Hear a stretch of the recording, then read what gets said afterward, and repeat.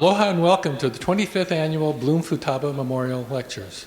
I'm Dexter Mar and I'll be your host tonight. This program is now sponsored by the Hongwanji Hawaii Betsuin Social Concerns Committee and convened by Dr. Al's wife, Dottie Bloom, who I see is on Zoom, so hi Dot. With planning by me and my lovely wife Faye, who sadly passed on and was born in the Pure Land on October 3rd last week. She is, of course, like all Shin Buddhists, returned to welcome all of you and wish you a memorable evening with one of her favorite Shin Buddhist teachers, Reverend Dr. Jeff Wilson. Jeff visited our home this morning to share memories of Faye and chant at our home altar.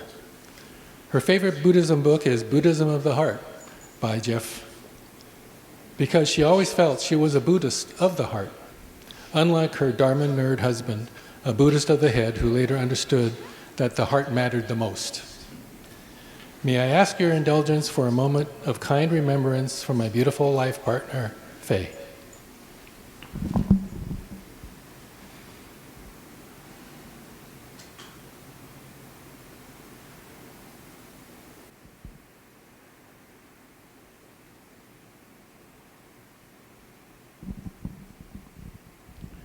Namo Amida Butsu.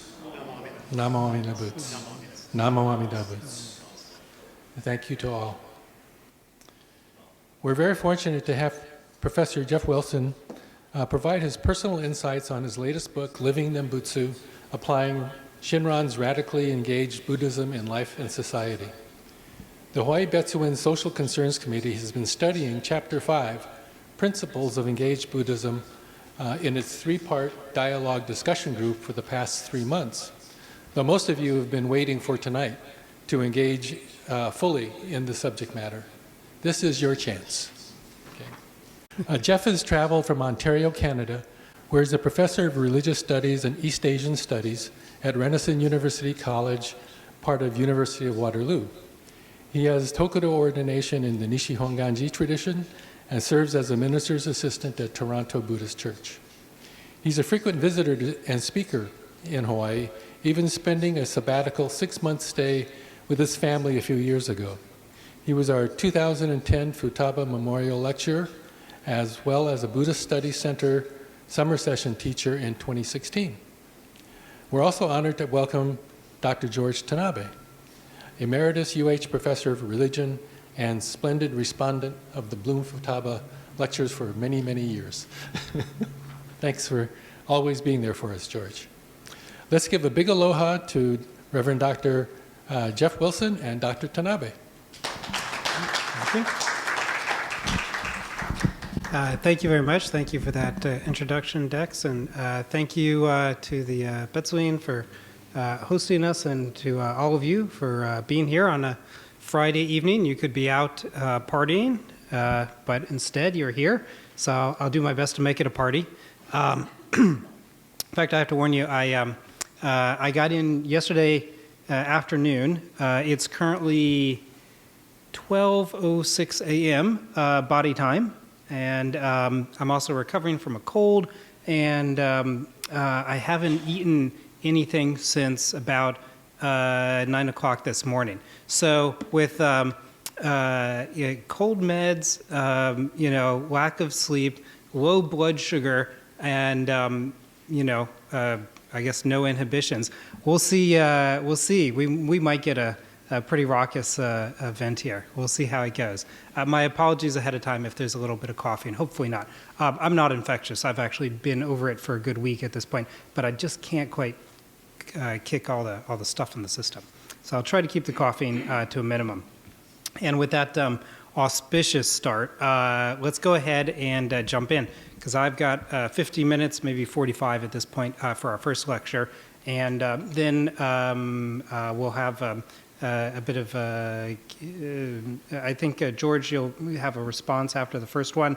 And then so we'll have a little bit of a break at that point. And then guess what? You get to hear from me again. I'll get up and talk at you for another 45, 50 minutes, maybe an hour if nobody drags me down.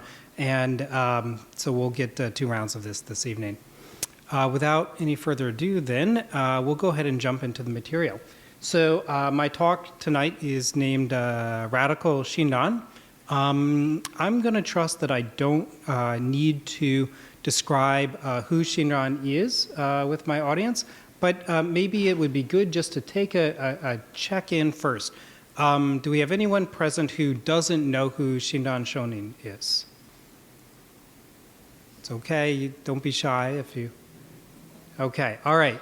We've got a group of insiders here, and hopefully the people online know these things as well. I won't be able to see your hands online, so I'm going to pretend that everybody agreed online that they all know who Shinran was, and I'll just launch into what I'm doing here.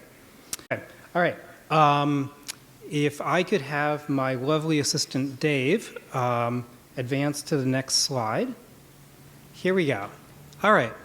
So here's our main point of this first talk tonight here. The main idea that I want to convey is that Shinran's teaching, it inherently has certain properties that are relevant to how Buddhists may think and act in the world as socially and politically engaged people. All of us are embedded in society. All of us are part of a certain political structure, whether we wish to be or not. These are just givens as part of our existence. And so as socially and politically embedded people, we might say, hey, how as Buddhists might we want to act, might we want to vote, might we want to reflect on the issues that affect not only us but many other people in our society. And it's my contention that Shinran Shonin's teachings have properties that are helpful to us in trying to think about how we might want to go about approaching various issues. So let's advance to the next slide, if we might. So I threw out an argument. I had a thesis there that there are inherent properties in Shinran's teachings that can guide us. So then my next point that grows out of this, well, where do these sort of points, or where do these properties arise from in Shinran's teaching? So I'm going to argue today that there are two potential sources, because I only have 45 minutes, so we're going to stick to two. The first one is that the sort of social nature of Shinran's teaching arises in part from Shinran Shonin's own life experiences. His experiences of marginalization, his experiences of significant, serious political and religious persecution, and the hardship that he faced. I think these caused him to devote his teaching to the idea of universal liberation for all people, because he was someone who suffered and he was someone who was oppressed at times. Therefore, the Buddhism that he came to taught has messages that are relevant to those who are marginalized, oppressed, and facing hardship themselves. And this means that we need to acknowledge that Buddhism is not something that is static. Buddhism not something that is simply timeless. Rather, Buddhism is something that emerges from the social conditions and the life experiences of those who practice it and those who teach it. So, of course, on one level, the Dharma, the truest level, the Dharma is something eternal. The Dharma is the truth of things as they are. So that's not something that changes. But the way in which we understand it, the way in which we as subjective, limited human beings relate to it, and the way in which we teach it, these things all are conditioned by our social situations, by the times that we live in, by our personality and these sort of things, and very much so by our life experiences. So we need to be aware of the social conditions and life experiences that led Shinran to teach the Dharma in the way that he did. These are very relevant. If I could advance to the next slide.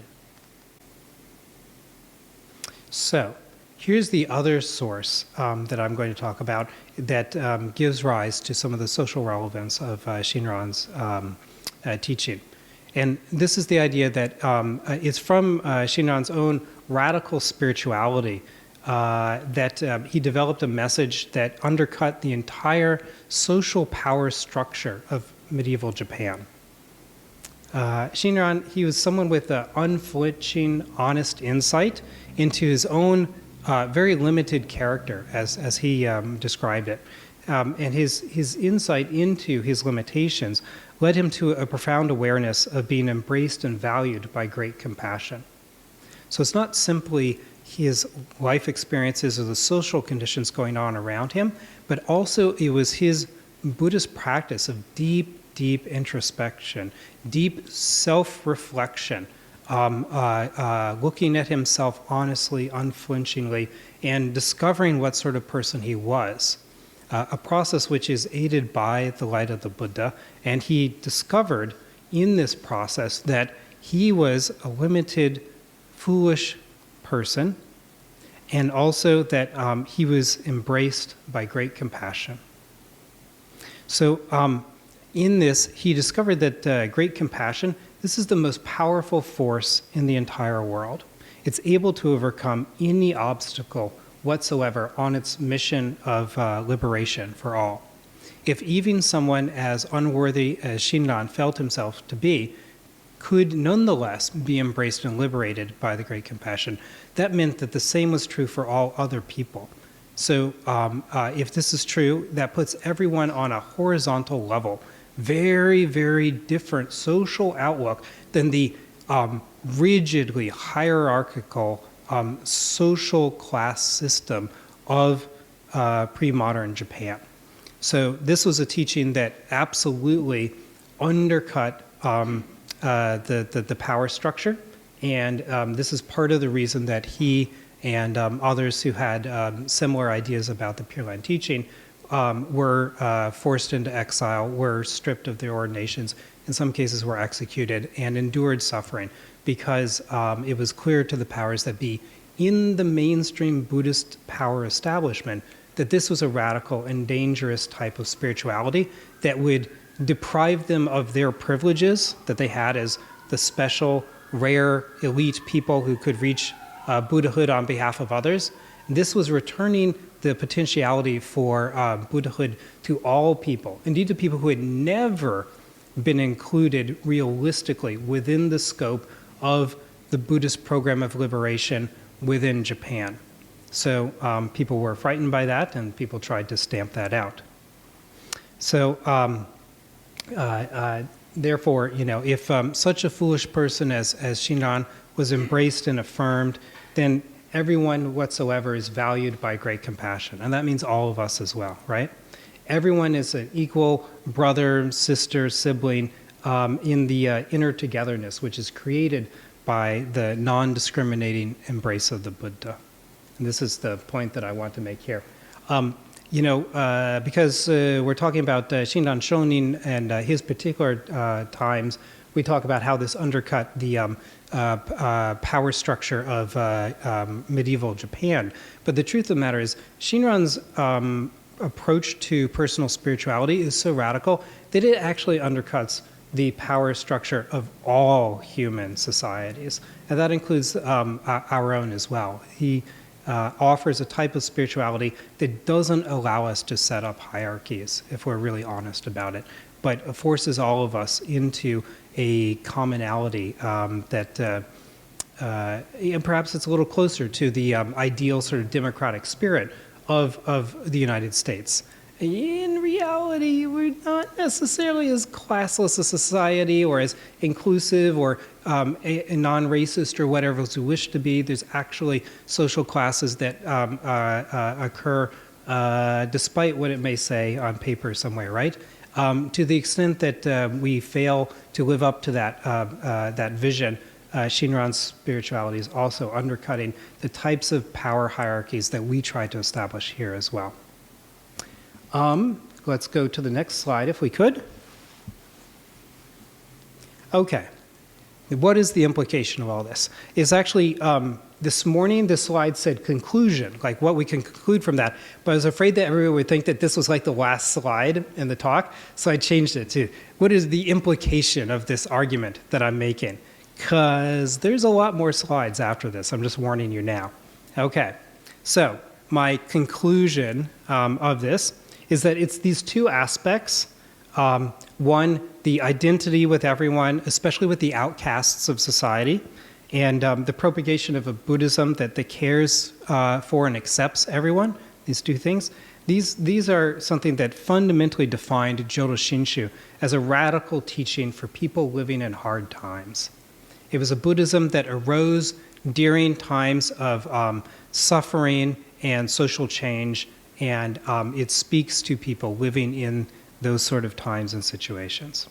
And I want to argue that if there's a unique central element to Jodo Shinshu as a particular form of Buddhism, it's that the awe and wonder at the presence of great compassion, which affirms and embraces our lives, this is sort of the source of that uniqueness, right? It's from that awe and wonder that we then are provoked to react with acts of gratitude and acts of compassion for those who share this world with us. So I believe that there's a social implication to sort of Jodo Shinshu's emphasis on Amida Buddha's great compassion, on the presence of great compassion as a liberating force in our lives and in the world. So all of that is my setup, and I'm at 20 past, so I better move on. Let's get to the next slide if we could. So here he is, Shinran Shonin. Everybody said they know all about him, so I don't have to spend too much time on this very wordy slide. The main point to make about Shinran is that his experience of his own life was that he was downwardly mobile, as we sometimes say. So he's the founder of Jodo Shinshu Buddhism, as we know, but he was someone who started out life as part of this sort of minor, low aristocracy in a family that held no particular power, but was, part of that sort of social class. And that was the highest he climbed. Almost immediately, he starts sliding down the social slope with the rest of his life. So he's orphaned at the age of 9. And so right away, without the support of his parents, he's facing a very precarious situation in old Japan. We don't have a lot of infrastructure for social support for an orphan at this time. And so what happens is that he enters the monkhood at the age of 9. This is one way in which Buddhism served as sort of the provider of social services in Japan before the modern era. So there at least was this fallback opportunity for him. He could go and become a monk. Sorry, that means basically your childhood is over at age 9. You're going to go and become a monastic worker now.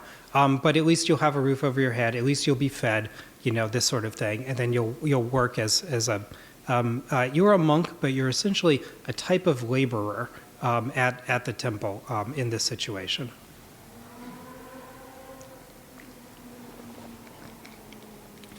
So if we know his story, he practiced for 20 years there on Mount Hiei as a monk, and he diligently applied himself to the Buddhist path, did his best to achieve Buddhahood, and failed.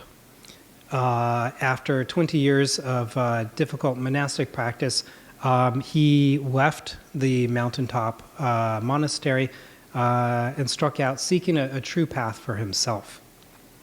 And this process led him to join Honin's community. And Honin's community down in the city, off of the mountaintop, was quite radical itself, and it threatened the establishment. Not literally, they weren't like, "Ooh, we're coming to get you." Rather, the teachings and the organization of his Sangha were such that the powers that be could see the clear implication that this Pure Land teaching was going to start eroding the foundations of elite mainstream Buddhism and threaten their economic base as well as their power base. So Honin and Shinran were exiled. They were given criminal names and endured years of exile. And so Shinran now had gone from being part of, kind of a lower upper class sort of family, if we want to say that, to then becoming an orphan, and then joining the monastery and becoming a laborer, and then leaving the monastery, the only home he had known for 20 years, and joining Honen Sangha, which gave him sort of a new family, but they were a marginalized community and then quickly were suppressed. And so now he's actually sent into exile as a displaced person, as a refugee, forced out of the Kyoto area where he had spent his entire life. All that he knew of the world was Kyoto, essentially. And now he's forced away from there, right? And in exile, then, he was made to live among the common people of the countryside, first in Echigo, then later in Kanto. And this was actually, in some ways, his first contact with regular people, right? He'd been a child, and then he had been a monk for all these years. Living as a monk is not an ordinary lifestyle, right? Especially at that time, monks were expected to be celibate. Many of them weren't, but they were expected to be. There were people cheating, but he was someone who was diligent and so on. So he hadn't really lived amongst the regular people, but now he had no choice. He's sent into exile, and so he comes into contact with regular people. And at a time when he's suffering, when he's displaced, he now is meeting for the first time fishermen, hunters, peasant farmers, and others who are basically low on the totem pole, so to speak, in Japanese society of the time. So he lives amongst these people, he hears their troubles, he comes to sympathize with them as a political criminal himself, as a refugee, as a displaced person. And so he lives amongst them, and then later he sort of establishes a hermitage in Inada. This hermitage itself is quite far from society. It's far from the centers of power and culture in Kyoto that he had always been accustomed to. So he's still kind of slipping down the social slope. Later in life, he does return to Kyoto in order to access the Buddhist scriptures as part of the scholarly work he's doing to support the Pure Land teaching. But that means that he's away from his wife, away from most of his family at that time. He has a few people around him, but he's mostly living on his own. So again, he was somebody who experienced an almost continual slide down the slope, and certainly a slide into an echelon of society that he would not have normally experienced if his life had gone smoothly. But it didn't. Let's move to the next slide before I go too far with my history lesson. Okay, so Shinran, in the exile and in the post-exile period, is living among the oppressed members of Japanese society. We have records of his disciples. They included farmers, peasants, merchants, low-ranking samurai, and women, all of whom were people who were not part of the higher elite power structure of Japan at the time. So the people that he's teaching, and he's teaching them directly, are the regular people of Japan, people who struggled, who suffered, who couldn't be guaranteed of what their future would be like, people who lived without security. I note here the idea of Shinran sitting with the people. He had a very sort of a democratic or horizontal way of teaching. For example, have a story from the Kudensho, which are recorded oral teachings around Shinran. It mentions when he was invited to a feast, he didn't sit with the high monks, which would have been his right, but instead, actually, he went and placed himself among the commoners and the novices. So that is very much a sort of statement of personal positionality by going and sitting with the common people, rather than taking a seat of status in ancient Japan. And his way of trying to deliver the Dharma was quite democratic as well. He sought to deliver his message to the illiterate people of Japan, which is to say most everybody at that time, people who wouldn't generally have been included in the forms of Dharma teaching. So he wrote repetitious letters that would reinforce and reinforce and reinforce his teachings, and his followers would gather together and they would receive these letters and read them to each other. So you'd have maybe one literate person there, and they'd gather at that person's household, and all the other people would come and be able to hear Shinran's words read out to them. Not by some monk even traveling around, but a regular lay person is empowered through the reading of these letters as the local leader, and then the person who, from a lay perspective, is going to further interpret Shinran's teaching to the regular people who have gathered there. This is actually quite a radical form of teaching, and I think that's something that may be lost if we don't call this out. Another way in which he taught was through wasan, through songs, right? These songs or poems or things that, being music, could be memorized and sung by regular people.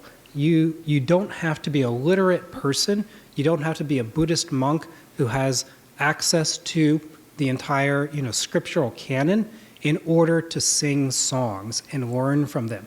So he wrote a huge number of wasan. Like, we think of Shinran as a sort of a saint or sort of a scholar. Maybe we should maybe think of him just as much as a songwriter, because he wrote all of these wasan, and then these wasan were things that people could simply learn. Just you hear a song and you hear it, and then you can learn to sing it or chant it yourself, and you can do so without being literate, right? We all know songs that we've learned from the radio. We didn't, nowadays, actually, you can have the words go on your screen if you're listening to it. My children do this all the time. But for those of us driving around in the car, we learned the songs, like our favorite songs, that we know by heart, that we can sing, well. We learn them just by hearing them, and then we internalize them. They became part of us, and we can perform them, at karaoke if we want to. So it's the same thing with the wasan. These were a propagation method that allowed various people to gain access to the Dharma without having to be literate. So all of these, to me, are ways in which he was teaching the oppressed, the marginalized, the suffering people of Japan. And maybe if we could move to the next slide. Okay. So what is it, though, that Shinran is teaching? Shinran is teaching about Amida Buddha, about the great compassion of the Buddha, and the primary thing that he's teaching is that you are accepted by the Buddha. You are embraced by the Buddha. This is not the teaching of Buddhism that was being propagated in Japan up until that time. For us who are used to this tradition, we think, oh, that's obvious. That's like the starting point of Buddhism. But no, we only feel that way because of what Shinran did and the incredible success of his message. The actual Buddhist teaching of his time was that you need to become worthy of gaining access eventually to the Dharma. So you need to be on your best behavior. You need to follow strict precepts, which, by the way, are virtually impossible for regular people living regular lives in Japan at that time. And you need to kind of earn a spot there by being pious and by not shaking the power structure, among other things. He doesn't teach that sort of approach to Buddhism at all. Instead, Shinran taught that everyone is accepted. And I have a quote here. This quote is actually from Shandao, but Shinran highlights it in his Jodo Shinshu. So what is the kind of teaching that he's highlighting, that he's expressing to these people? He says, I'll read this quote here. "The Pure Land is free forever from slander and dislike. All are equal, with no anxieties or afflictions. Whether human or deva, good or evil, all can reach the Pure Land." Pardon me. "On attaining it, their distinctions vanish. All equally enter the stage of non-retrogression. Through the power of the Buddha's vows, the karmic evil of the 5 grave offenses and the 10 transgressions is eradicated, and all are brought to attainment of birth. When those who slander the Dharma or abandon the seat of Buddhahood turn about at heart, they all reach the Pure Land." There's absolutely no one left out. Even those who were categorized in the Buddhist scriptures as beyond the pale, Shinran, no, looks for teachings that amplifies teachings that say, no, there's nothing whatsoever that can place you outside of the Buddha's compassionate embrace. So, all are accepted. The 18th vow accepts everyone, even those that it supposedly excludes. There's an exclusion clause right there in the 18th vow, and Shinran takes that as evidence that everyone's included. This is a guy who can't help himself. He's always radicalizing the Dharma. Let's move to the next slide if we could. Okay, here's some of those wasan that I was talking about. I won't read all of these. But we can see here in some of these songs and these hymns that he composed, he's counseling us all to take refuge in Amida, the ultimate shelter. That, to me, that's a very poignant way of expressing it. The ultimate shelter, which shelters everyone, which takes care of everyone. Amida is the ultimate consolation, which consoles those who suffer, those who are oppressed. Amida is depicted in these wasan as accepting all, as leaving none out, as crossing all borders, unimpeded, unrestricted. Nothing can stop the Buddha from coming and providing liberation to anyone. And the Pure Land here is the ultimate refuge. So all people who are essentially refugees from the suffering world of samsara, they're all gathered in and awarded with this gift of a place free of suffering. Not because they earned it, but because they suffer and so they need it. All right, let's go to the next slide if we might. All right. Shinran's upending of worldly wisdom. I'll give you 2 slides about this. Here's the first thing. So here's a classic, important teaching, a radical teaching from Shinran, from the Tani Sho. Even a good person attains birth in the Pure Land. So it goes without saying that an evil person will. This is mind-blowingly radical by the standards of mainstream Buddhism, not only in Japan up to the 13th century, all Buddhism up to this time, period. This is the most radical Buddhist teaching that has ever been enunciated. I say this as a professor of Buddhist studies who teaches my students about the Theravada tradition, about varieties of Tibetan Buddhism, about all sorts of forms of Japanese Buddhism and forms of Buddhism we don't have with us anymore, this sort of thing. Out of all of those things, there's nothing that approaches the truly radical nature of this statement right here. This is just taking Buddhism as everyone has ever understood it and taught it up until Shinran, and just flipping it right upside down and saying, wait, you are looking at it wrong the whole time. This is actually what the Dharma is about. So there's a couple of ways that I want us to understand what's going on here with this phrase that of course an evil person will be brought into the Pure Land. One is that we need to understand this from a spiritual perspective, which is to say, from Shinran's own personal perspective on this. And here we have to note that Shinran's deep honesty, his self-honesty, led him to understand his flaws, his limitations. He was very hard on himself. He didn't let himself off the hook. He was aware of his limitations. And he called these evils. He included himself as the akunin, as the evil person, because these limitations, these flaws, caused him to transgress the Dharma and to fail in his mission as a Tendai monk to achieve Buddhahood.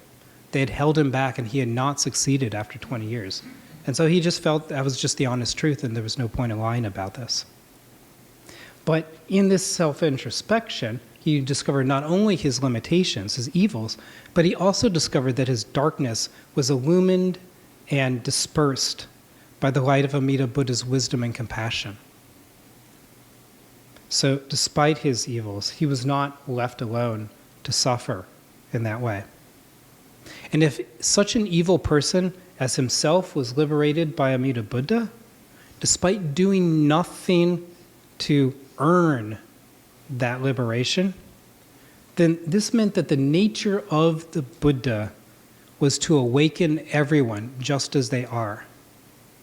That is what Amida Buddha's nature is, to awaken everyone, to liberate everyone. If he was embraced, such an evil person as himself, then that meant that everyone is embraced. Shinran discovered that it is the nature of Amida Buddha to embrace and liberate everyone, regardless of who they are. And then let's look at the other part of this, part 2. So we can talk about evil from Shinran's own perspective, and then we can also note further implications of this phrase as well, right? Even a good person attains birth in the Pure Land, so it goes without saying that an evil person will. Well, Shinran realized that from the point of view of Amida Buddha, we are all evil in this way. We are all flawed. We are all limited. All of us are incapable of full, total Buddhahood through our own mere self-efforts, right? And Shinran confessed that he could not know true good and true evil in the way that Amida Buddha does. So we can say that we are evil when we look inside ourselves and discover that we are indeed imperfect beings. But we can't point our gaze outwards and label other people and other groups as evil and unworthy. That's something that only Amida Buddha would be possibly capable of judging, true good, true evil. It's not actually something that's within our power. Shinran could not truly understand these things, nor are we able to truly understand these things. So when society calls some group of people evil, basically this is us making a false judgment out of our own foolishness. And this false judgment, it's based in our own self-centered desire to have to exclude others or to distinguish ourselves from others, and our wish to exercise power over others for our own benefit. This is the root of what leads to processes of othering people and of putting them into categories that are valued as evil, as unvalued people, and therefore suitable for marginalization, for oppression. This is the process. So all this is to say that from the exterior point of view, so-called evil people are those who are excluded by society, whichever society. Evil is society's term for the marginalized, whoever it is in whichever society that society chooses to marginalize for whatever reason. So this, for example, is precisely how the Burakumin in Japan came to be classified as evil, and they therefore experienced tremendous social oppression by the majority, the effects of which very much persist even today.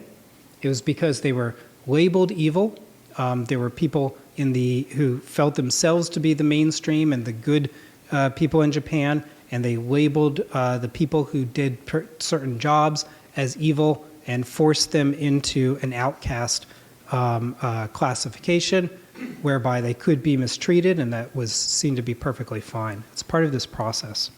Likewise, this is the same process whereby women were classified in pre-modern Japan as evil also, and they experienced tremendous social oppression, right?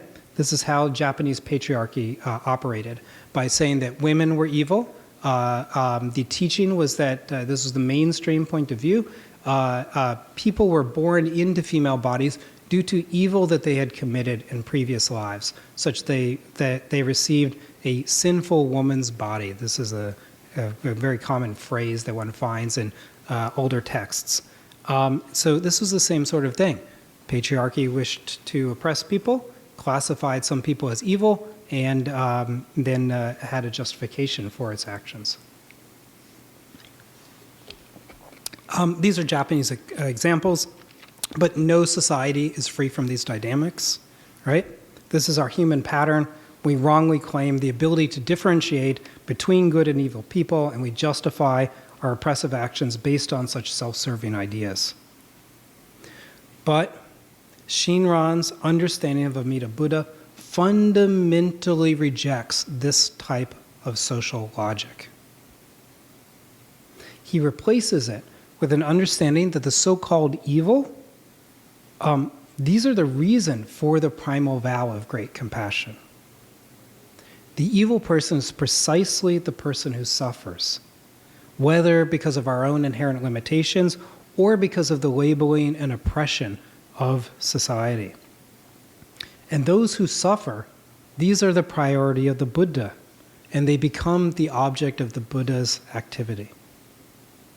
And I think all of this, therefore, provides a clear guideline for ourselves as Buddhists living in the 21st century.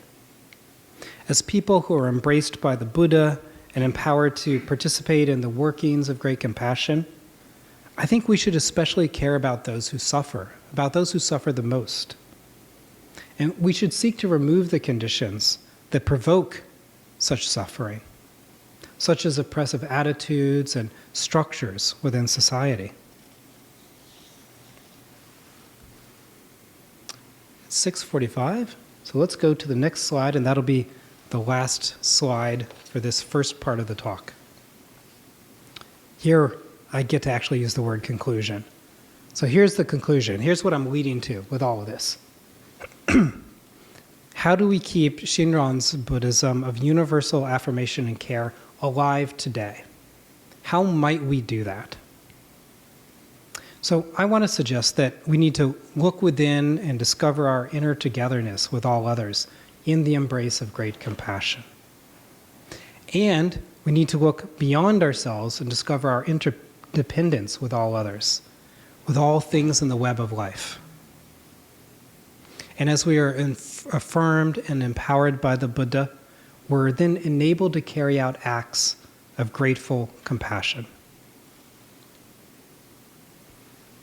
Here's sort of 4 points that I suggest. First of all, caring for those that we meet. By this I mean enacting loving kindness in our families, in our friendships, in our workplaces, and with the people that we meet in our lives. So one sphere of gratitude and compassion needs to be with the everyday people that we come in contact with. That's an important place. That is a place of practice for us. And then second, I think also we do this by creating spaces of care. So spaces.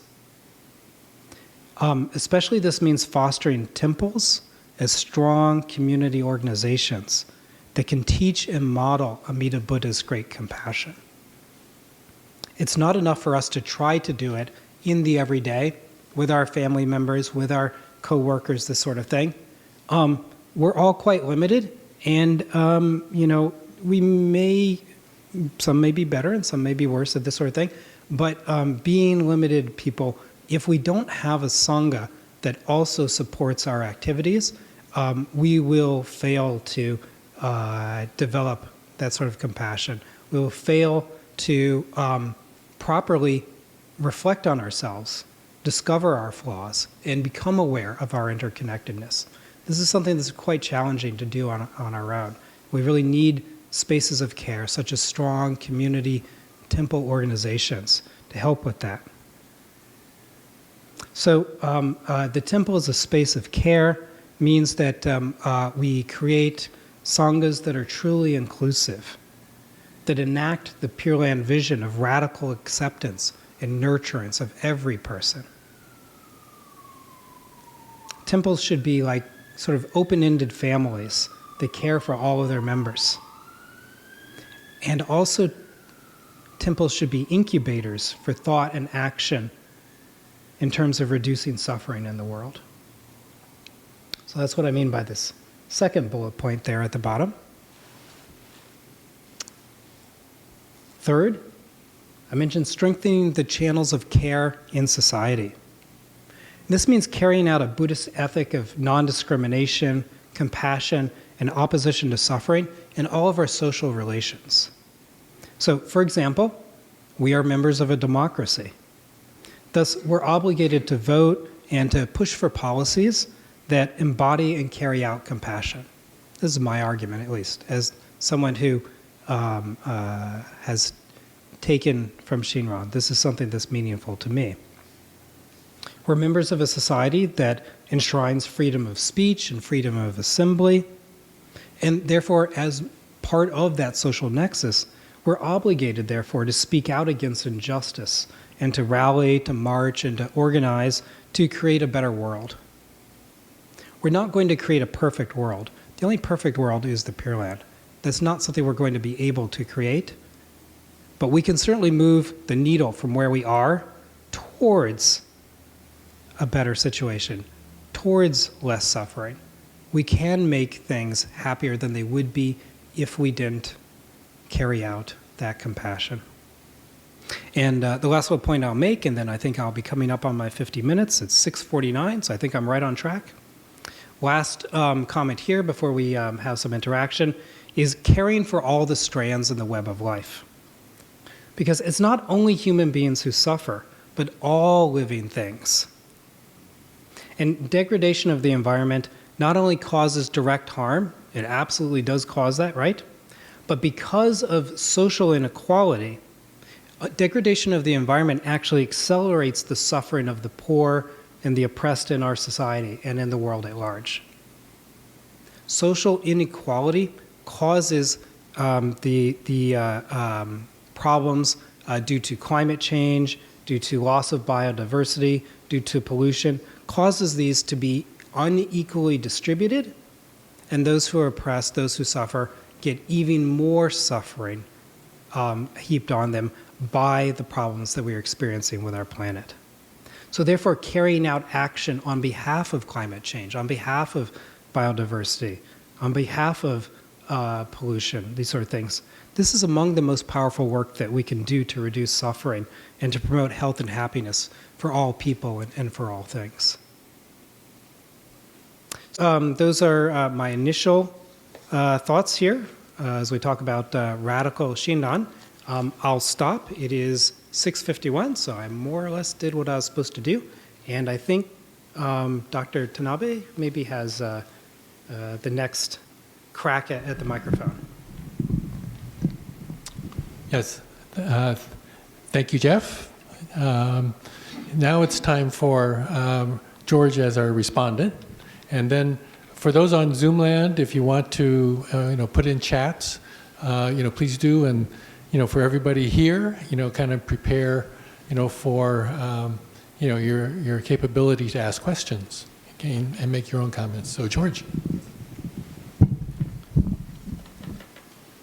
Do you want to come and speak here, or do you want to sit there? What's better for you? Do you prefer me to either way?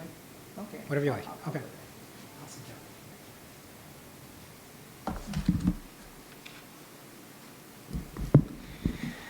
Thank you, Jeff. I don't think there can be any argument about the portrait of Jodo Shinshu as being a religion of universal salvation that applies to all people, and all people means all people, and so those who are marginalized, those who are on the edges of society are to be included within the great compassion of Amida. And the conclusion that Jeff draws is also one that's really important, because the Buddhist community, as you know, in general, has often been criticized as not being socially active enough, and that we have tended to be a little more passive than other religious communities. And so this call for social action, I think, is very well taken. My own view of, Jeff spoke about, the sources for Shinran's view of this universal salvation. It was his own personal experience of living on the edges of society, and then his radical spirituality, which he came up with his insight about how Amida's vow applies to all people.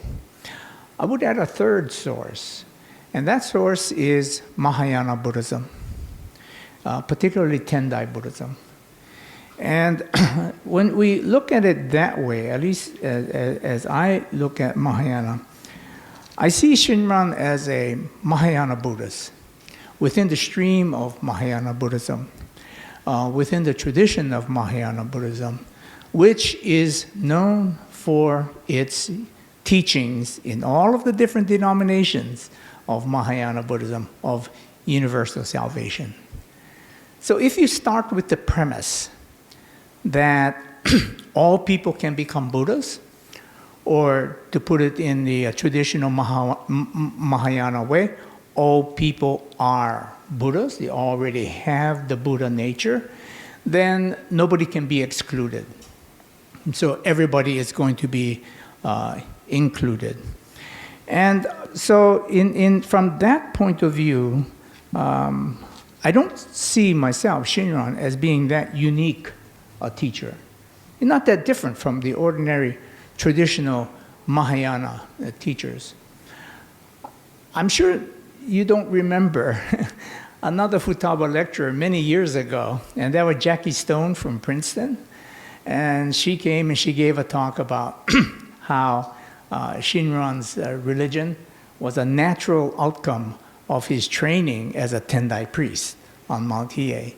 Because on Mount Hiei, Tendai was teaching that everybody has the Buddha nature, everybody is originally enlightened. There's nothing that you need to do in order to become enlightened. You already are enlightened. And this is a teaching that becomes very important for Zen Buddhism as well. And so if you start again from that premise, everybody has the Buddha nature, not just some people. Everybody has the Buddha nature. That's what's so radical, not just about Shinran, but about Mahayana Buddhism. Everybody has the Buddha nature, everybody is already enlightened, and therefore nobody can be excluded. Everyone is to be included. So, from that point of view, I don't see Shinran myself as being that unique or that original, or you might say, there's nothing more common than being unique. We're all unique. Everybody's unique. And so I don't see him as being that unique from the standpoint of Mahayana Buddhism, which taught that evil people can be saved. The term is metsuzai. You destroy bad karma. Now, most Mahayana Buddhists would say, most Mahayana teachings would say that you do that through ritual. And this is where Shinran would be a little more unique in that, you don't need ritual in order to get rid of your bad karma. But the great revolution of Mahayana Buddhism. And Mahayana Buddhism as a whole is pretty radical because it's basically saying that you don't need to get rid of your bad karma all by yourself, by your own effort, by your jidiki, by your self-power. Why? Because there are these powerful forces called deities and gods, Buddhas, bodhisattvas, who can do that for you. So prior to Mahayana Buddhism, there are no deities, there are no gods. You don't appeal to the deities. You really have to do it all by your own self-power. Mahayana Buddhism is a revolution because it brings into the picture the power of the Buddhas. And so you walk into any Mahayana temple, and here in Hawaii, all the temples are Mahayana. What do you see on the altar? You see a Buddha, you see a Bodhisattva, and you appeal to the power of that Buddha and Bodhisattva to help you overcome your evil nature, your passion, all of your bad karma, and that's the way in which Mahayana Buddhism solves that basic fundamental problem of Buddhism, which is bad karma. How do we get rid of bad karma? There are not that many choices. Number one, you do it yourself by being good for many lifetimes. That's pretty hard. Or you appeal to some higher power for help. That's about it. And Shinran falls into that second group. And it's a very large group. And so I don't see him as being all that unique. So from the standpoint, of not just Mahayana Buddhism, but all of religion, if you have a religion that starts with the premise that the ultimate reality, call it God, call it Buddha, call it whatever, call it Amida, if that power applies to everyone, not just some, but everyone, in other words, that salvation is universal, then everyone will be saved. And so this is the appeal of Christianity, that Jesus loves everyone, that God loves everyone, nobody is excluded. Yes, and of course you're going to find a lot of Christians, you're going to find a lot of Buddhists who are going to say, no, these guys don't count, you don't count, you're not in the picture, you got to join our group and then you'll be okay. But fundamentally, the teaching, apart from the practice of churches, one of the questions I wanted to ask is there a difference between Amida's compassionate vow and how that is applied to society and the way how temples apply it to society? In the same way that, churches often take a rather narrow view of religion as opposed to the basic teaching of, say, Christianity, which is also a religion of universal salvation. So it's not that unusual to find a religion of universal salvation that includes all people. And Jeff didn't speak about this in his talk, but in his book he talks about how it was kind of this really major, innovation or revolution for Shinran to say that even the devil can be embraced by the great compassion. And again, that's not unusual. In Christianity, you have Christian theologians like Gregory of Nyssa, Origen, St. Clement, who said that even Satan will be saved. Why? Because God loves everyone. So if you say that God loves everyone, or Amida's compassion applies to everyone, then you are committed by the force of that premise. Everyone means everyone. So not just the good, but the bad as well, the evil as well, are going to be included.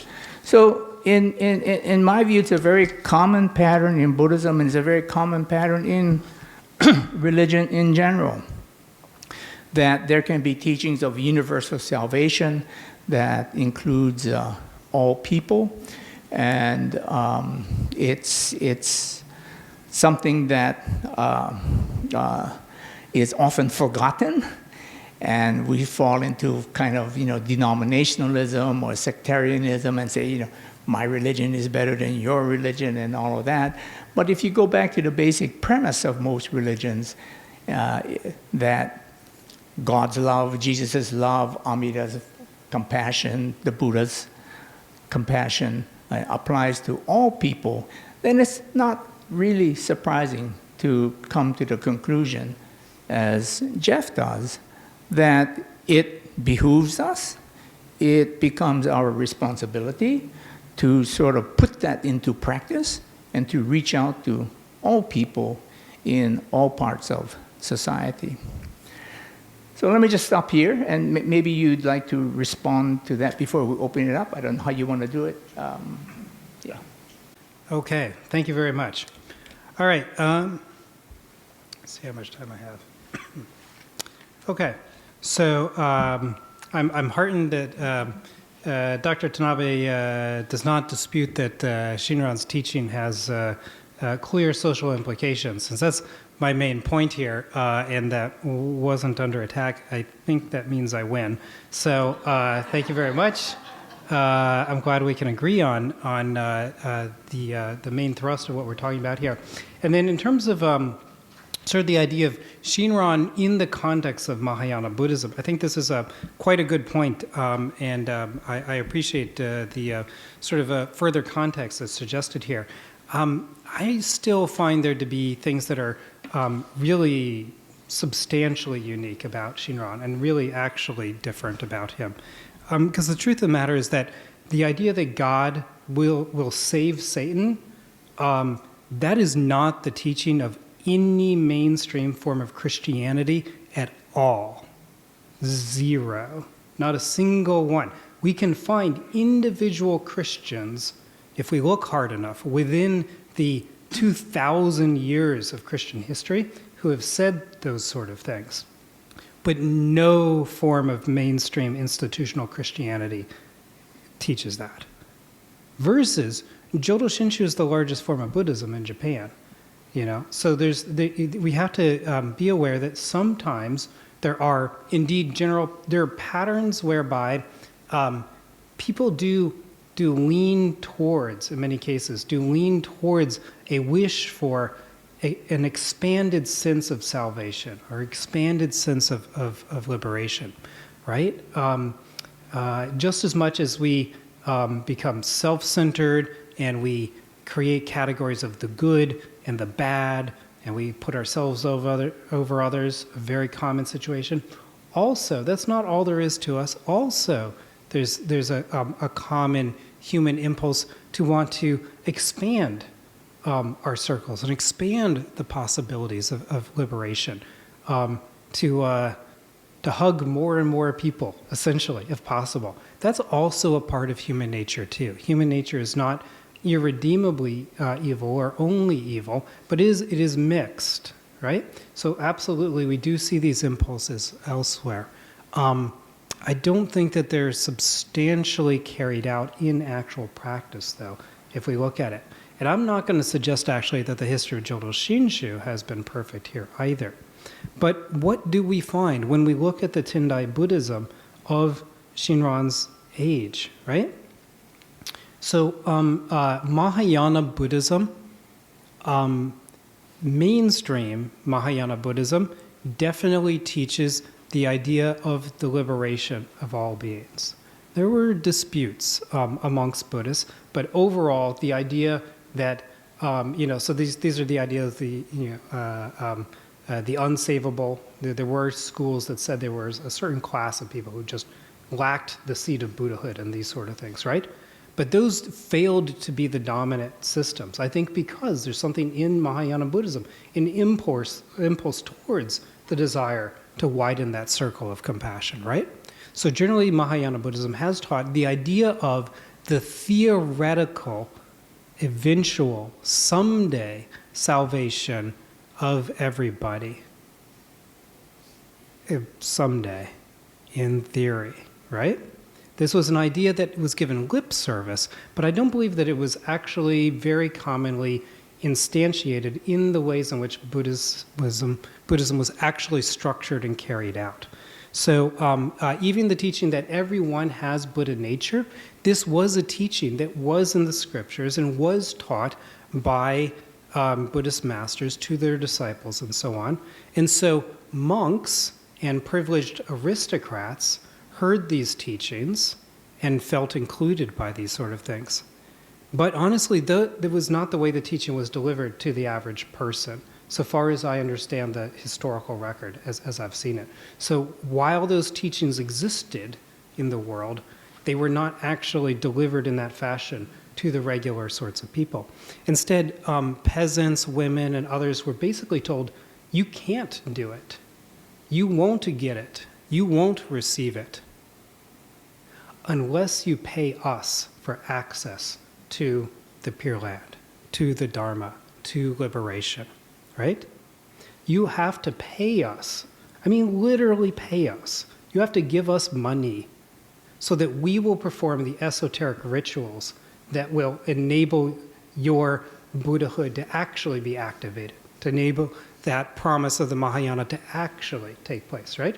This was structurally, I mean, this was literally the economic base of how mainstream institutional Buddhism ran during Shinran's time, right? You have to pay us to save your parents from jigoku, from falling into hell. Give us money, and then we will transfer merit to them, and they will be sprung out of the various, well, the many different types of hells that the Tendai monks elaborated on, right, in their famous writings, and we'll move them up the karmic ladder. They'll get a better rebirth if we do the rituals for you because you paid us to do this sort of thing, right? And indeed, you need to pay us, literally, you need to pay us taxes as serfs because the elite monasteries, they were massive landholders and slave owners, right? So there was something in this where the teaching says, hey, we're all equal. Hey, we all got Buddhahood. Hey, someday we'll all be liberated. But for now, gimme, or I'm going to send my warrior monk to go violently collect the taxes from you, right? This was the reality of the Buddhism of the time, right? Not everybody, but this was the mainstream reality. And it was within this that the teachings existed and had to always swim upstream against the oppressive weight of Japanese social structures, which were Buddhist justified social structures. So I do think that there was something important here. The Tendai teaching was that women could not be reborn in the Pure Land. That was the teaching, right? The teaching was women had to be reborn in a male body first. They had to die, then get born again. They had to be with a penis this time, and then that would enable them, after they die again, maybe they'll go to the Pure Land if they were good enough. That was the teaching, right? The teaching literally was, even an evil person may go to the Pure Land. So of course a good person goes there, right? This is what the teaching actually was. And all of that can exist within a framework that has theoretical lip service to universal salvation, but is not actually delivering liberation to regular people. So Shinran does come from that tradition. We might say that he's taking, in my view, the best part of the Mahayana, which is a real part of it and something that he does share with other Buddhists, and he's refusing to compromise that element. He's looking into the tradition and saying, essentially, this is what Mahayana really is. This is the real Mahayana teaching. This is what we all should be doing. This is what we should be delivering to others. And I'm just not going to accept anything other than that. And that is what I'm going to teach to others, essentially. So I think that we can say, yes, all of these things are true about the Mahayana tradition, and also recognize that Shinran wasn't cutting corners. He was enacting it in a way that was I think, genuinely sort of different. So that's what I would say in response to those remarks. And some of this is going to be perspectival, right? If we're looking kind of, if we look at medieval Japanese Buddhism kind of in a fuzzy lens, just kind of look at the general shape of it, it looks super oppressive. If we zoom in, we can find moments where there were various other interesting individuals or interesting counter movements. We can find them, but we have to, we find them over here, or they're over in that corner or something. They do nothing to shake the foundations of the structure until Honin and Shinran come along, and they are really dangerous. And this is why they're persecuted in that way. So I do find them to be a little exceptional. Okay, I said a lot in my reply. It's now 7:13. I don't know whether we want to take questions or move on, or what do we do now, Dex? I think maybe we should take a break. And Just a so, break? Okay. yeah, let's go to break and hold your questions and maybe after the break we can open with a few questions, cut into your lecture time a few minutes, but we'll see if there are questions. Yeah, okay? questions are great. I'd be Okay. happy to take as many as we can. But I think it'd be good for everybody to get up and stretch a little bit and Yes. look at our goodies and get a book. And so come back at in 10 minutes, 7:25. Thank you.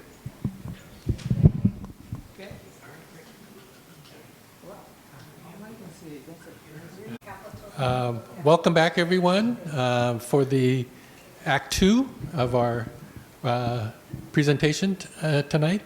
And over to Jeff. Okay, thank you. Yeah. All right. So let's see here. We've got some questions here. I'll read them out because I'm sort of reading them for myself here. Mahalo, Sensei Jeff. You described evil people in depth. How would good people be labeled? Is this what we'd call mainstream? The social cultural norm du jour? From the previous question, good people equals conventional norms, institutional. Okay, so Pete, I'm going to do an interpretive act here where I imagine what you're getting at, and then I sort of process it for myself, and then I say the things I want to say anyways.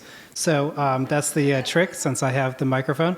So let's see here. So I would say that, yeah, basically under the framework that I was talking about here, good people would be, if we're taking it from that sort of second approach where we talk about how society orders itself around the idea of good, valued people and bad, non-valued people, then the good people are essentially those who have power within a society, because those are the ones who are enabled to make the definitions of who is good and who is bad. In other words, who is an in-group and who is an out-group.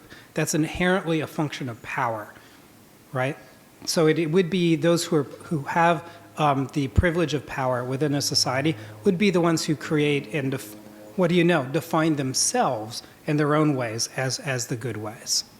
So that's what I'm talking about as a general pattern. And then we can apply that across various societies. Yeah, so what is conventional norms?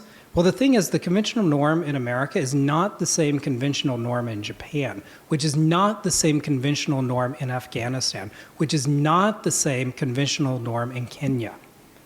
So conventional norms, those are all just relativities that various societies create. And how they get created is by whomever holds the power in each of those locations, they will create that society's conventional norm in a way that privileges themselves, that insulates themselves from criticism, that makes the fact that they're on top seem like the natural reality of life itself. That is how power functions. It did so in medieval Japan. It does so in contemporary America and everywhere, because this is part of a human social process. So that's something that I mean by that. And we have another question. Oh, also from Pete. Oh, wait a minute. This one's for George. Here we go. Yeah, you take that one. Okay. Thank you, Pete. 2 points. Number one, Yeah, passive, but we should not forget that, there are times when the temples have gotten really involved, like the sugar strike. Temples are really supporting that over and against the dominant plantation culture. But also there's the other side, and that is the side in which, I think as Japanese, as you indicate, more culturally, we tend to be more passive. The nail that sticks up is going to get hammered down. We were all told that. I know my mother told me that. And every time I give a talk like this, when she was alive, I'd go home, and if she heard it, she would say, you're going to get hammered down. So, more cultural than spiritual. Yes, it is. More cultural than spiritual. What that means is that the spiritual message has not affected the cultural dominance.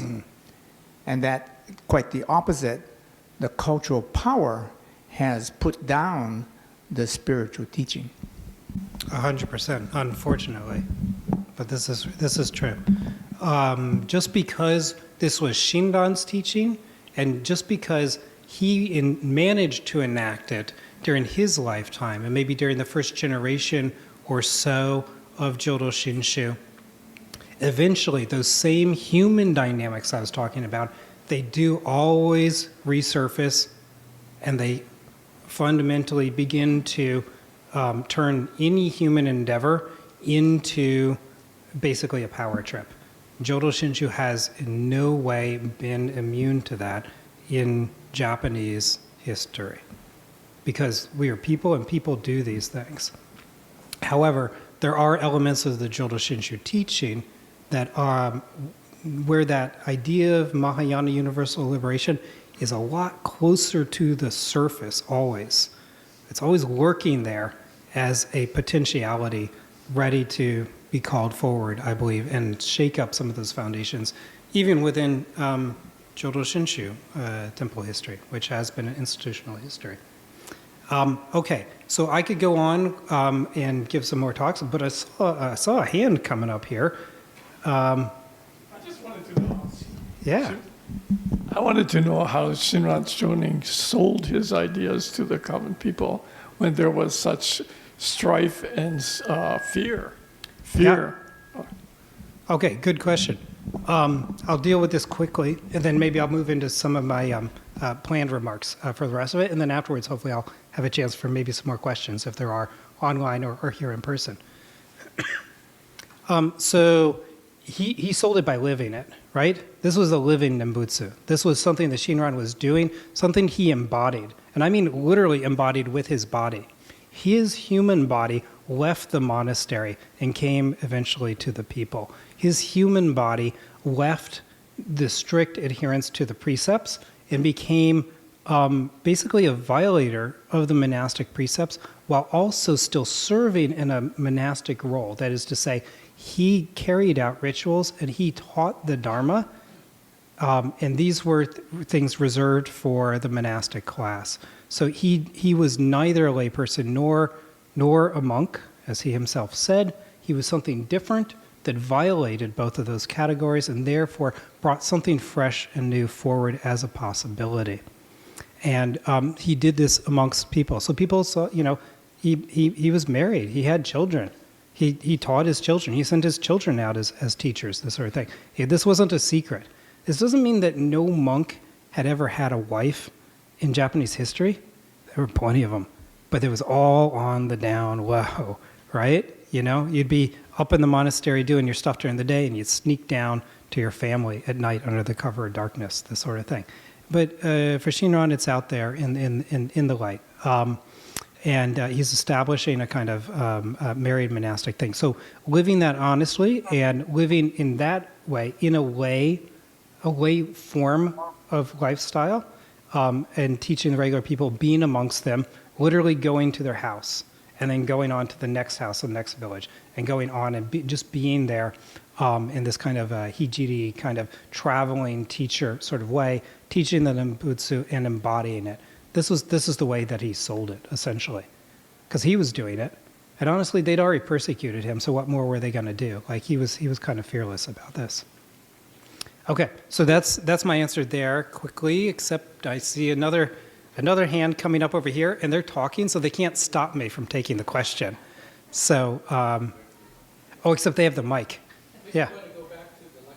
Okay, all right. Dexter? Dexter?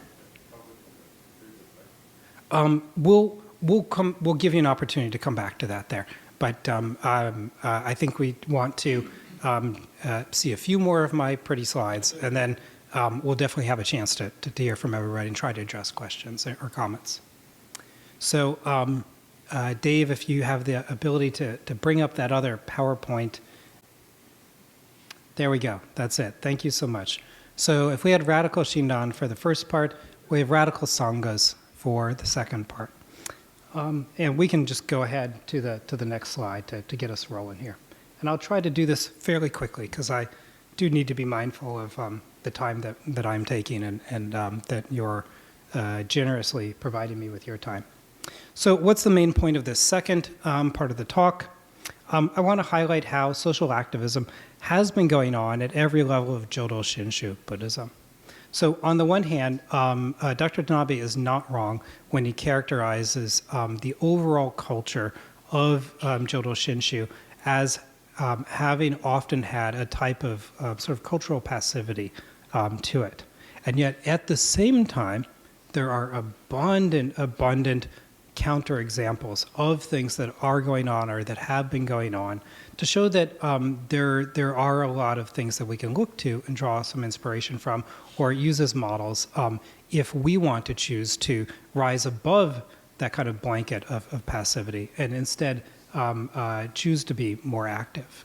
There are examples we can look at. And so these are examples that in some way express some awareness of that social relevancy of Shinran's teaching and that help to further the mission of great compassion that lies at the heart of Jodo Shinshu, as I'm arguing here today. So let's look at the first level of sort of things, international organizations. So international Jodo Shinshu organizations are involved in social issues at times. For example, the Jodo Shinshu International Office organizes an annual forum, which is on the United Nations Sustainable Development Goals, or the SDGs, as they're called. These are the largest and the most comprehensive framework for environmentally responsible global transformation. So the UN SDGs, these are a big deal. And the JSIO puts on a forum every year responding to these. And these sessions are typically interfaith. They sort of demonstrate the need to involve all sorts of voices as various stakeholders in the future of the planet. So there's one set of them. Typically what they'll do is there's, if I remember correctly, 17 SDGs, and they'll choose one per year and then have a panel sort of attack that issue from various viewpoints and try to see what might come out of the dialogue there. So most recently, for example, I happened to be involved, but the other people on the panel with me were a Christian and a Muslim, and then myself as a Buddhist. We were talking about gender equality and sustainability, which is very important because, as I was saying, sustainability in terms of environmental and social sustainability, this very much is related to issues of social inequality. So there's one example of people talking about this and acting on it. Let's maybe go to the next slide, keep it moving.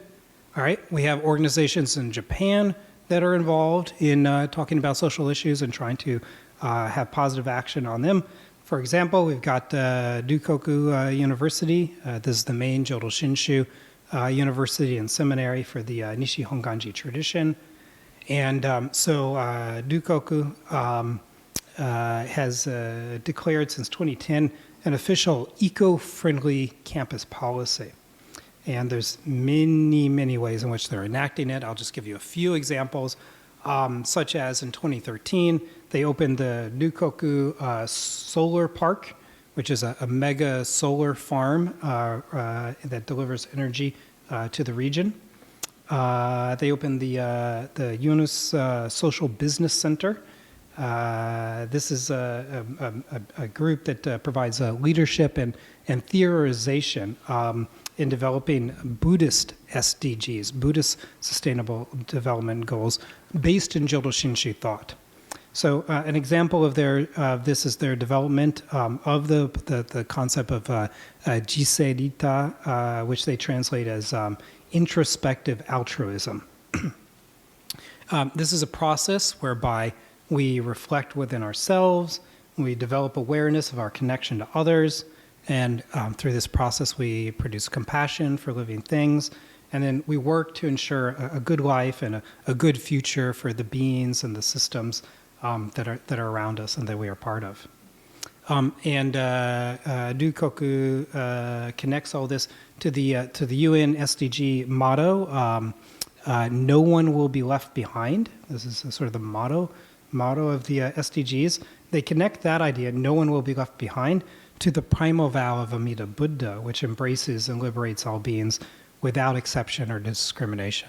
Amida Buddha also leaves no one behind. So they find a synergy there, and they use that as a lever to push the campus community towards sustainable action. There's a goal for Dukoku to become a zero carbon university by 2039, and they've began in 2019. It was a 20-year plan with by year yearly reductions of their carbon footprint, so that they're trying to shrink their carbon footprint rather than grow it over that year, with the hope of becoming a zero emissions net university system by 2039, which I'm not in the math faculty, but I think that's 15 years from now. So there you go. All right, let's look at some more options. All right, American organizations, Jodo Shinshu organizations. So here's a couple from the Buddhist Churches of America. The BCA has agitated for change on many issues over the more than 120 years of its existence. For example, in the 1960s, the BCA took repeated public stands supporting the Civil Rights Act of 1964, some of the other civil rights legislation of that era. This was, they also not only supported the Civil Rights Act, but they spoke out. They wrote to their Congress people. They appeared in public and so on, speaking out against anti-civil rights legislation, which was then counter-proposed and this sort of thing. And they mobilized their members to participate in campaigns to support these things as well. The BCA also consistently has campaigned for decades, generations at this point, on the issue of separation of church and state. They, for example, quite actively supported the Supreme Court decisions which removed mandatory prayer from the public schools and similar sorts of issues. They opposed the declaration by the Reagan administration of the Year of the Bible for America.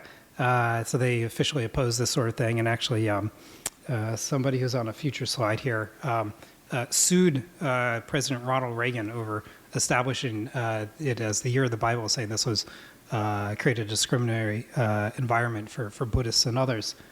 I've got another one up here from Pacific Citizen. This is the JACL newspaper.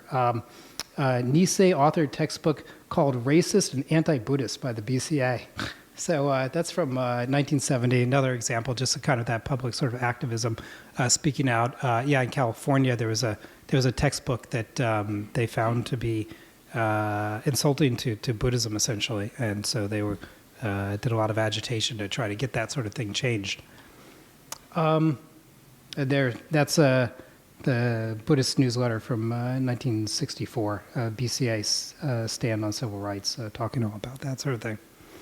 These are just a few examples. Many. I'm writing a research book on this right now. Maybe let's move to another slide. We got local organizations, so we're kind of like contracting our point of view here. People may know these folks. Some of these folks may be with us right here. So here, for example, we've got the Hawaii Federation of Buddhist Women's Associations. Here, this is marching in the Martin Luther King Jr. Parade here in town, right?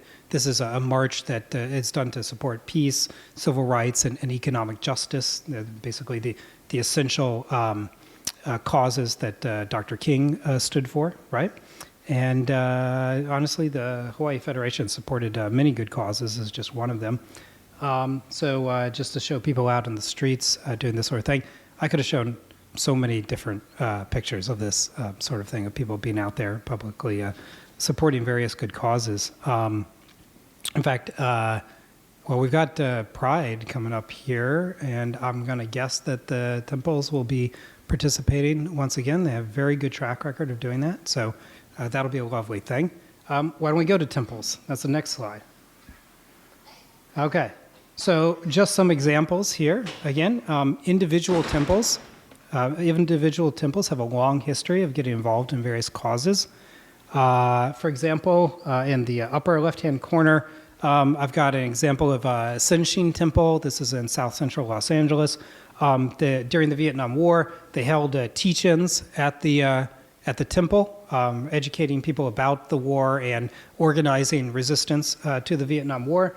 So that's you can see there. That's an advertisement for one of the upcoming teach-ins at the temple. This sort of thing. Let's see here. In the middle, I've got the Berkeley Buddhist Temple. They hold an annual transgender remembrance service to honor trans people who've been killed by bigots and to support the LGBTQ plus community. So this is an example of temple rituals and temple community being used as a way of healing social injustices and the harms that are caused by them, but also creating solidarity such that people are able to work against those sort of injustices and hopefully prevent them from repeating themselves. Other examples up here, okay, in the bottom corner over there, that's the temple in Winnipeg, the Manitoba Buddhist temple. So next province over for myself, living in Ontario. What are they doing here? They're inducting an elm tree as a member of the Sangha. That's this ritual here. Doing so proclaims the value of that tree and of trees in general and their worthiness as living beings that are in need of protection and are fellow members of the Sangha of boundless life. They're directly sort of demonstrating it through this sort of public ritual, which then they had the press come in. That's a press picture, and they did this whole thing and tried to encourage eco-awareness in the Winnipeg community. And then other things, what else have I got up here? Well, up there, you might have a guess as to what that building is in the upper right-hand corner there, just showing the Betsuin flying the Progress Pride flag. Love to see it. Over here, what is this? We've got a bunch of mats and things. Well, this is the Midwest Buddhist Temple. They do something called a New Life for Old Bags. They've been doing this for quite some time, whereby they collect plastic bags, members donate them, and then other members weave these bags into mats or blankets that the homeless population in Chicago is able to use. Like you can put it down, you can sleep on that instead of on the cold, dirty ground, or you can also cover yourself with this sort of thing. So they produce large volumes of these. Being unhoused is bad anywhere. Being unhoused in Chicago is just objectively worse than being unhoused here, right? And so they're in the Midwest, they're helping these people with these sort of things. They also do a monthly sandwich and other supplies drive where they gather at the temple, they produce hundreds of sandwiches, and then they go and take them and other resources, and they go to the encampments down under the bridges, and they go to sort of short stay hotels that are used by other homeless populations. They go around to all these, go to the women's shelter, and they provide this direct food that they're making every single month, along with other sorts of toiletries and things like this. So just some examples of activities that some temples are doing. Again, many other possible examples. Why don't we go to the next slide? So it's not just temples as a whole, but there's subgroups within temples that are doing things. Many subgroups are involved in social welfare and in activism. One of the strongest sources actually often is women's associations. And in this case, we've got a subgroup at the Gardena Buddhist Temple in California. This is Ichimi. Ichimi is a support group for LGBTQ plus members. And Ichimi produced a handbook for how the temples can be inclusive of queer members. And they distribute this handbook. It's really quite an excellent resource. They distribute it to the various temples around the country. And they went further. Ichimi also produced a film, basically a 30-minute film called A Profound Silence, which is about the challenges that LGBTQ plus members face and how temples can do better by their queer members. And of course, I believe that we actually had a speaker from Ichimi who spoke here in Hawaii in the last year. So producing this sort of movie and then showing it to people and having sort of discussions, kind of talking story around this sort of thing is an important part of their work, right? Okay, so the next slide, moving along. Let me check my time, 7:58, okay. Well, we've got ministers doing stuff too. Individual members, individual ministers have long been involved in social activism. Not every minister, but many of them, and here's a few examples. So, for example, starting in the upper left, we got Reverend Newton Ishira. He was the minister of the Toronto Temple. He was the bishop of the Canadian temples. He also served temples here in the U.S. as well. And he's someone who was very involved in interfaith groups. And also, importantly, he was an activist for the rights of, in Canada, we'd say First Nations. These are like Native Americans, Native Canadians in this case. The First Nations and Inuit people as well, what people used to call Eskimos. The Inuit and the First Nations were people that he was concerned about, and especially about the lack of political power they had, and therefore the types of suffering that were being experienced by people when he was serving in Canada. And so he was active in supporting drives for First Nations and Inuit sovereignty, for better treatment by the federal and local governments. He would take temple members and they would go on the bus to the rallies and do this sort of thing. So he was a strong supporter of these things. As an example, here in the upper right-hand corner, we've got a local boy, Reverend Ryo Imamura, the grandson of Bishop Imamura and son of the other Bishop Imamura. All right, he narrowly avoided that himself, I imagine. As a minister in Hawaii here, actually he was quite an activist, and people who have been around long enough know about some of his activities. He organized a Buddhist group actually out of the Betsuin here to protest the Vietnam War, and they would go and hold signs and sort of protest. He was a major factor in the development of the Buddhist Peace Fellowship, which is one of the major Buddhist peace, nonviolence, and social justice organizations. He served as the president of the Buddhist Peace Fellowship early in its history, and was quite instrumental in setting up many of the structures of the BPF. So he was president back in 1984. He led anti-nuclear submarine vigils at the naval base in Alameda because he was a minister at the Alameda Temple, this sort of thing. And he founded the BCA's Social Issues Committee, which, among other things, was the first American Buddhist organization to issue a statement on abortion rights. Did lots of other work as well. And then, not to belabor things, in the middle, I've got a picture. We have several Jodo Shinshu ministers here participating in an interfaith march for against climate change and for global justice. So among the ministers, Jodo Shinshu ministers, we've got Reverend Patty Nakai in the baseball cap in the middle of there from the Buddhist Temple of Chicago. We've got Ron Miyamura. That's him back there He's wearing one of the handouts there. He folded it up because he needed sun protection. It kind of looks like a dunce cap, but there he is. Okay, from the Chicago Temple, and we've got Reverend Ron Kobata, who many people will know, of course, because he was a longtime minister here in Hawaii, as well as at the San Francisco Temple. So they're marching in Rome as part of an interfaith protest. And there's some other Buddhist Peace Fellowship members that they invited to also be there with them. And let's move on, because I am taking a long time with all these examples. We have lay people involved as well. So all these different levels, all these different types of people. Individual lay people have also been very active in Buddhist social activism.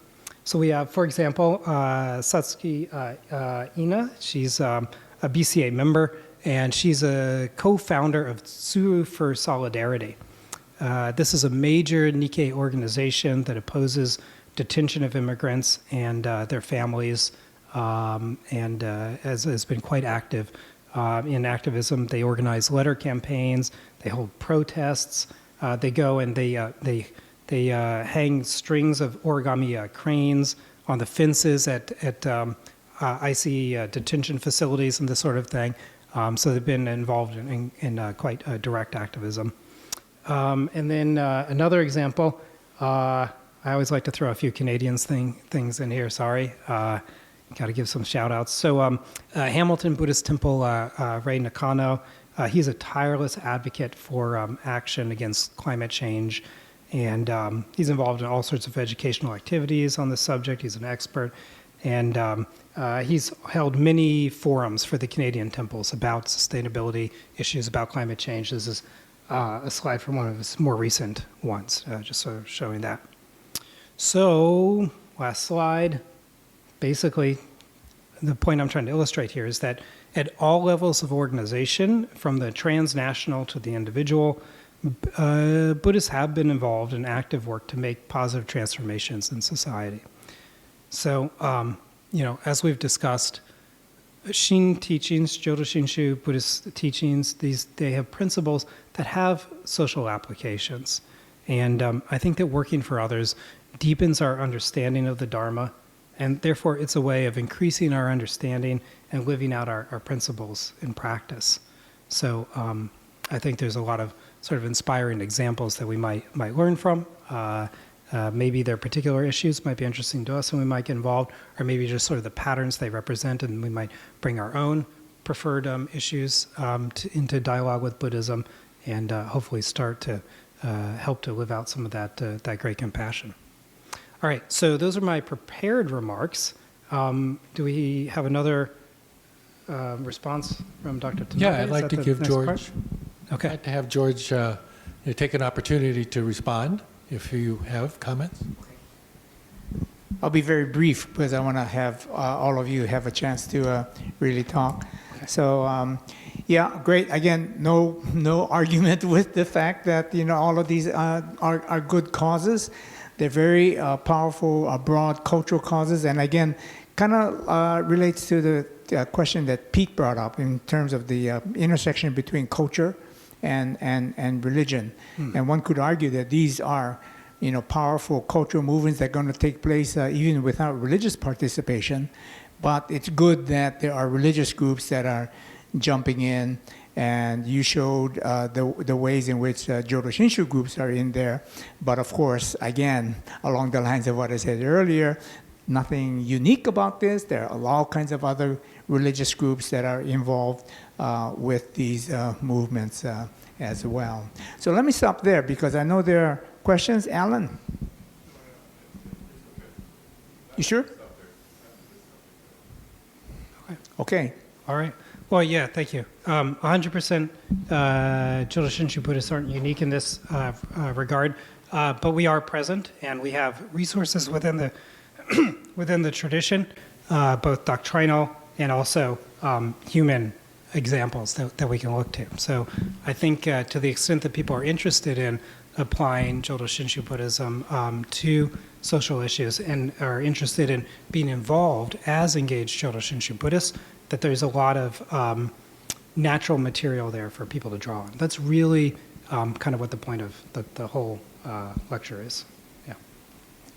Yeah, I mean, like my personal observation is that a lot of social engagement have been, kind of more individual stepping up, like the lay people and the ministers, but as a collective organization, it seems like George was saying a little more difficult, to have a social identity.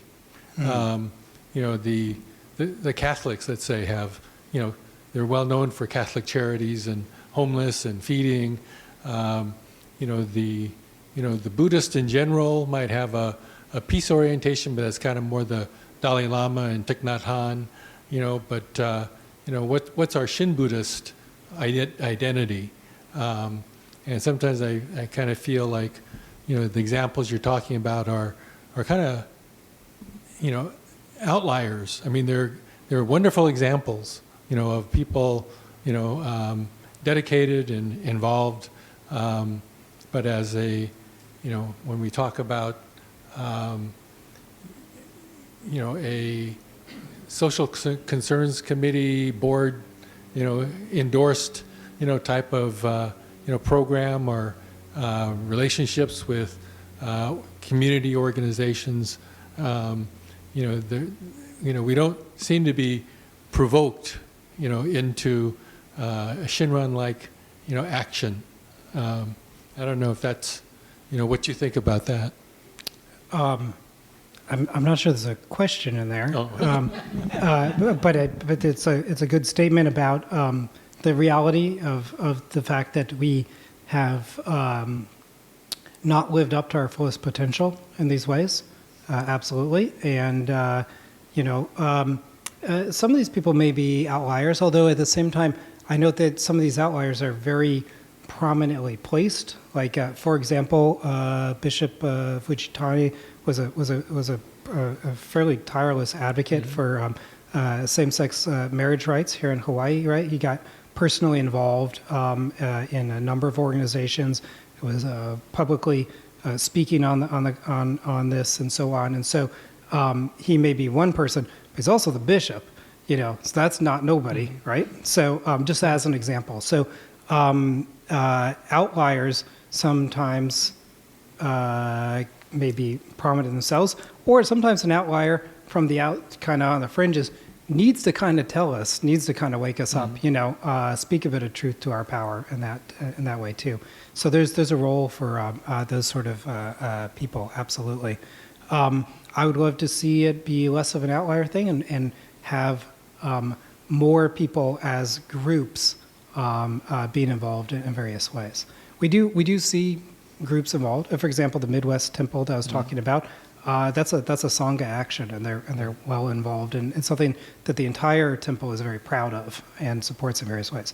Not everybody can weave, not everybody's going to show up and make sandwiches, but they all support in various ways, whether it's donating to the cause or even just moral support of it, because they lift it up as something that they appreciate that's going on in their temple. So I think we could do more, and I'd love to see us doing more. To me, that's the point of your book. Is that we should do more. There's nothing in our doctrine that tells us not to do it, and our doctrine actually should provoke us, to want to care and express our concern. I'd like to kind of open it up, to our audience, and for your questions. It can be for the second lecture or the first lecture. I think we can, kind of open up. So, Alan, would you like to, Thank you. I have years been talking about the fact that there may be these social issues that we should get involved in, but I've always left it to the individual. We don't have to institutionalize something or organize something in order to make the Jodo Shinshu voice heard in the public, right? And so And so maybe, as Dexter says, some of the examples that you have shown us are outliers. They're not necessarily the most typical reactions to these sorts of social issues, And that I've always advocated that if you want to do something, go do it. You don't have to wear purple shirts and go do it, That's certainly true. And that's not at all an uncommon perspective on these things, and it's obviously a perfectly valid approach to them. There are dangers also in formulating group statements and doing this sort of stuff, right? Because we are not perfect people. We do have difficulty judging right and wrong, good and evil, and these sort of things. And so if we become too convinced that there's a single right answer on any given social issue in just one way, that it's the only acceptable way, then we'll de-diversify our Sanghas in that way too. That's not what we're trying to do here, right? So we have to be careful. The sort of self-righteousness that does come with some forms of social activism is a danger, and it is one we have to be aware of. I like to hope that the Jodo Shinshu perspective, that we are all bombu, that we are foolish beings, would have a healthy mitigating effect on people, such that out of care and compassion, they would work for others, but out of awareness of the activist's own limitation, they would be able to hopefully maintain an attitude of humility and a space in which other viewpoints would still be accepted, and other people with other viewpoints would still be accepted. That's my preference as a Jodo Shinshu person, absolutely. I will say that we do see not just individuals, but we see movements within the Jodo Shinshu community. And an example of that would be like the work that Ichimi is doing. There has been a concerted effort over the last 15 to 20 years to change the culture of Jodo Shinshu Buddhism in America in directions that are very significantly more LGBTQ plus accepting, tolerant, and understanding, right? This has been active work. It's work. People are doing this work. They hold workshops, they talk to people, they march, they hang pride flags, they hold memorial services. It's an entire movement, not just an outlier of somebody here and someone there, but a network of persons are doing this sort of thing, producing resources and so on. It's a collective action that not everyone is involved in, but no group of people is everybody involved in something going on, right? Even during the civil rights movement, there were many African Americans who were not themselves involved in civil rights activism and sort of thing. But nonetheless, we can talk about collective movements and such as we see on that sort of issue. And in that case, we have to note that if we go and sort of plant our flag, we risk speaking for everyone and maybe causing problems there. But also, and that is a real problem that we do have to always be conscious of and try to mitigate. At the same time, we have to be careful that if we never speak, that itself also causes harms. And again, when it comes to queer issues, this is a clear example of it. That's the profound silence that they're actually referring to. They're talking about the silence of how Jodo Shinshu temples for generations never talked about gay issues and other queer issues, and didn't want people to talk about the fact that, oh, so-and-so, their brother, their cousin, whomever, is actually queer. They didn't want it talked about at temple. They tried to hide these sort of things. There's a culture of stifling silence there, whereby not speaking, including many of the ministers held relatively liberal ideas because they were Buddhist ministers, Jodo Shinshu Buddhist ministers, that believed that everyone is embraced, right? And so they held these views personally, but often privately, and didn't speak in Dharma talks and so on these sort of issues, right? And tried not to speak for everyone. Some of this was part of that program.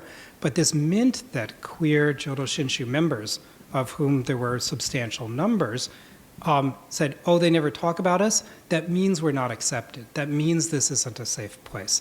These are the stories that I've heard many times from actual people. So I know this was a pervasive feeling on the part of our temple members of our families, right? And so not speaking also has a potentiality for harm. And now a lot of what's gone on with the Ichimi and related movements has been about talking, has been about putting people into the public eye and creating spaces that are safe and inclusive, closer to what I'm trying to argue is the actual model that Shinran would have wished for us. So just some of my comments thinking about this. Other questions, folks? Yeah, since I had his hand up. About 35 years ago in Moiriri, Hongwanji, there were two ladies talking about the future of Hongwanji. They were in the kitchen, and they talked about how they will be able to support elderly and frail. That's the beginning of Project Dana. And through the leadership of the two ladies, this movement developed throughout the island in Hawaii. And I think BCA temples also started, but I don't hear anything about that. Do you have any comment? My question is, how we nurture leaders who are able to train the temple members or district members to go out and support elderly and frail. Okay, all right. So this is a comment about Project Dana. Project Dana is a great example of these sort of things, and I usually use it, but I've already used it here a number of times when talking on similar subjects in Hawaii. So I thought, okay, I better not just go to the Project Dana well again, because I always talk about it.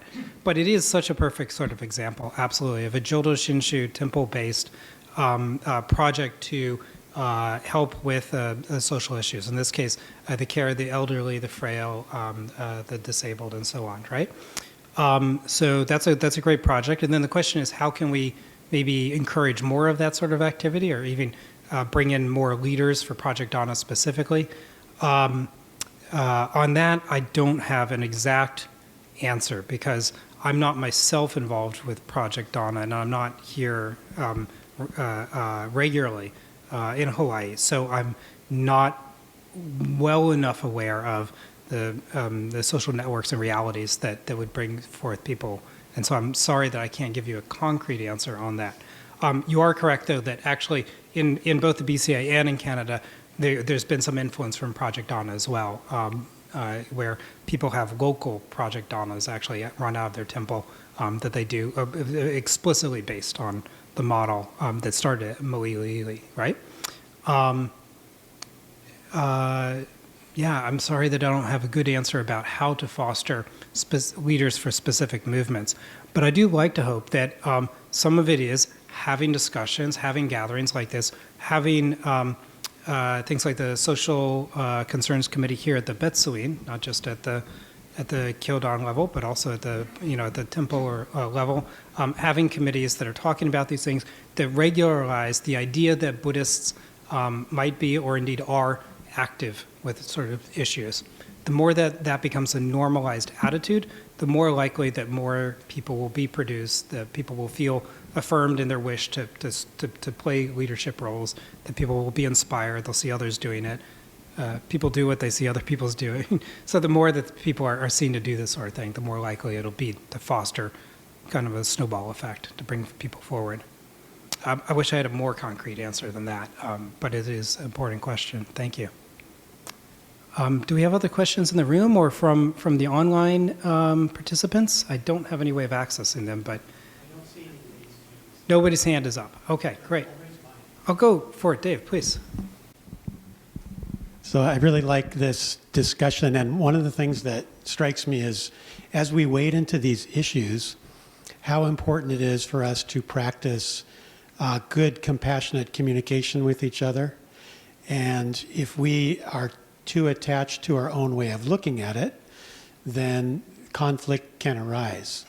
And I like the idea you mentioned before, how if we're not careful, we might sort of all buy into one orthodoxy except for like certain group. We might be unintentionally excluding others who might, let's say, we may feel have a more outdated, traditional, or less progressive view than we do, but we don't want to do that at our temple. We want it to be still a place for everybody. Mm-hmm. So I just think, I don't know if you could, maybe you have some comments on how we can really get better practice, be more mindful about how we communicate with each other and not make assumptions about what's right. George, you gave me a pin once that said, "Could I be wrong?" That's the one he chose for me. And I actually think about that one a lot because, yeah, sometimes I feel like, well, I kind of know what's the right position here. But then I think about that button and I just want to make sure to leave room for others and accepting their views on it too. Yeah.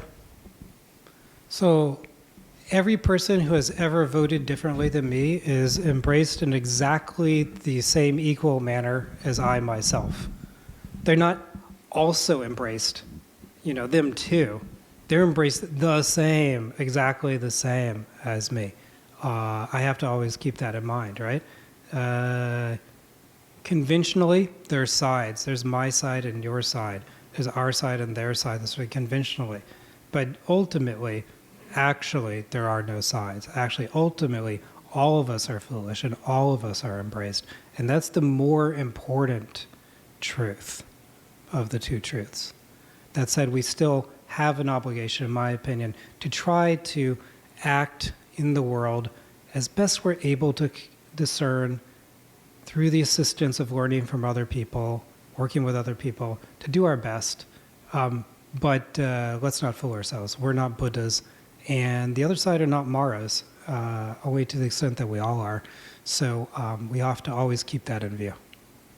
I certainly appreciate Dave's comment. And so that where does the application of the middle way teachings apply in these sorts of situations where you are confronting one set of ideological questions within our society? So. And we do talk about that. A basic part of our Buddhist teachings is finding our in the middle way, right? Yeah. So, of course, the middle way is about not overdoing it and not underdoing it. Actually, the middle way technically is about not overdoing anything, not overdoing excess and not overdoing privation, right? That's what the middle way is actually about, not overdoing anything. And therefore, that amounts to a middle path between extremes. So there's ways in which we might go about trying to solve the problems of the world that are too extreme. If we are always trying, always working so hard that we are burning out, that we are becoming gloomy, that we become irritable, that we become fatalistic, that we become self-righteous, that we become angry towards those who do vote or otherwise act different than ourselves, that's too much. We've gone off the middle path if we go too far with that. But if we don't do anything, if we complacently accept the world as it was when we came into it and so on, then we end up supporting social structures of injustice and so on, right? So doing nothing and being lazy or being self-centered or checking out or doing these sort of things, these are also not the middle path, right? So that's an extreme of its own. Supporting the status quo is a type of too much because the status quo always, it's not unique to the United States or where the status quo always supports entrenched power structures. We, as Buddhists, in my opinion, should be speaking Dharma to power, right? And should be out there helping to push these things in a different direction. In doing so, one needs to be careful not to go to an extreme. And exactly where that line is going to differ given different people's perspectives, different issues, different moments in time, things that seem extreme to us right now probably won't seem that extreme to people in 25 years, right?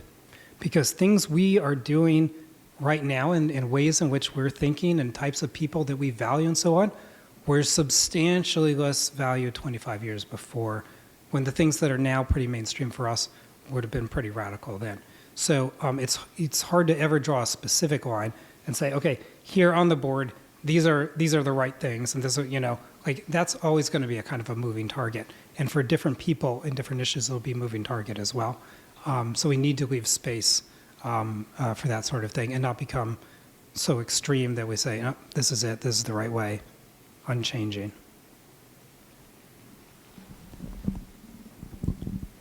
So following up on this discussion, one of the reasons why I was trying to point out that Shinran is not unique, and there is a kind of as I mentioned to you earlier, triumphalism in your book about how Shinran is unique and so different from the others, and implicit in that uniqueness is a kind of a superiority, that we're better because we're different. So rather than emphasizing the difference, and when you say you're unique, you're emphasizing the difference. We're different from you, I'm unique, I'm different from you. Maybe we should be talking about our similarities. What we share. Of course we have differences, but maybe we should talk about what we share. And with all those other forms of Buddhism that you said, we're just really kind of dark and evil. They had teachings that Shinran shared in. And so maybe it's time for us to sort of like come together and talk about what we hold in common as opposed to what makes us unique. I want to clarify, if I gave anyone the impression that any other sort of Buddhism is dark or evil, that's not correct. That's not what I feel and not what I would want anyone else to feel as well. Actually, all forms of Buddhism are beautiful and valuable. All forms of Dharma are, they have similarities and also they have wonderful uniqueness. They all contribute positively to the world, and they've contributed positively to human history. This is true of the Tendai Shu and many others as well, right? All the forms of Buddhism are valuable. They've all contributed.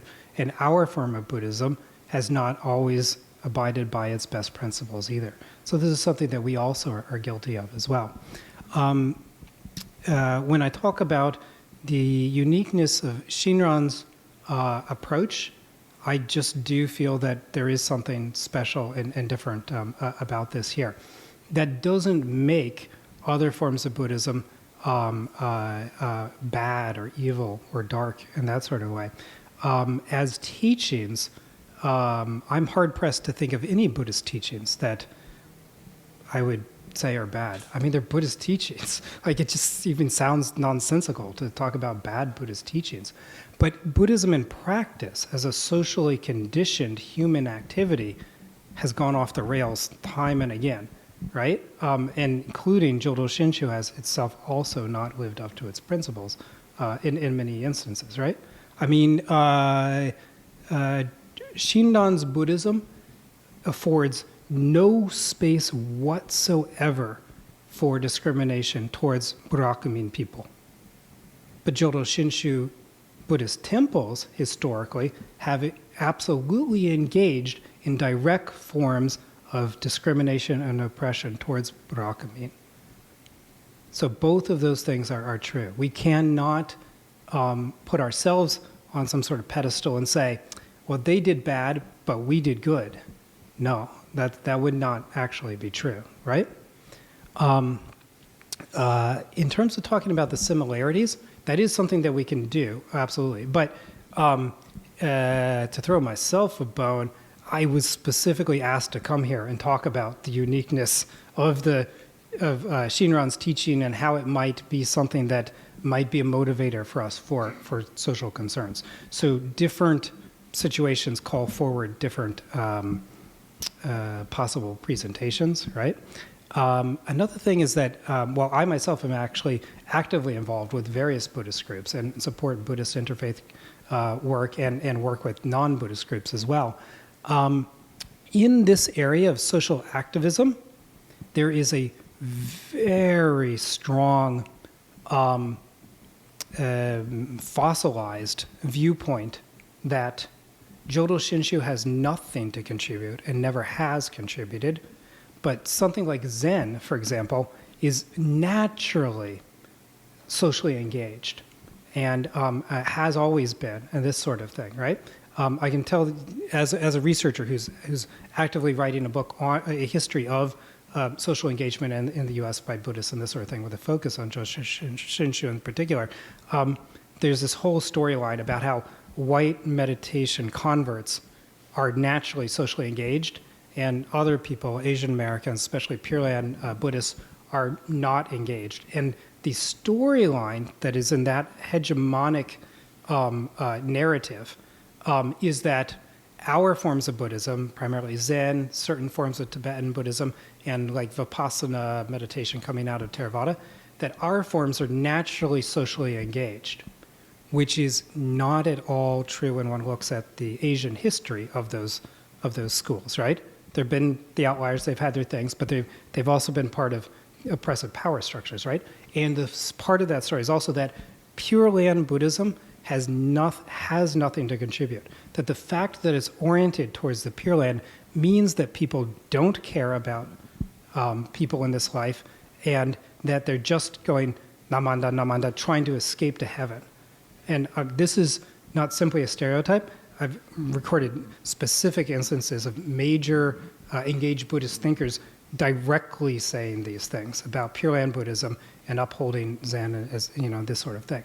So with that in my mind, part of the project is pointing out that our own tradition has been pushed down in these circles, and there needs to be some uplift to try to help to correct that sort of thing. So that's part of what's going on in this sort of presentation. Now, in our actual lives, I don't want us to go out there and be like, 800 years ago, Tendai was kind of rotten. So like you Tendai person in front of us, your Buddhism sucks, man. You should come join our team instead. Like that would be so useless as a sort of practice, right? So that's not what I want to encourage anyone to do. All forms of Buddhism, and especially Mahayana, but in no way exclusively Mahayana, have within them the seeds of social concern and compassion, because they're Buddhist, right?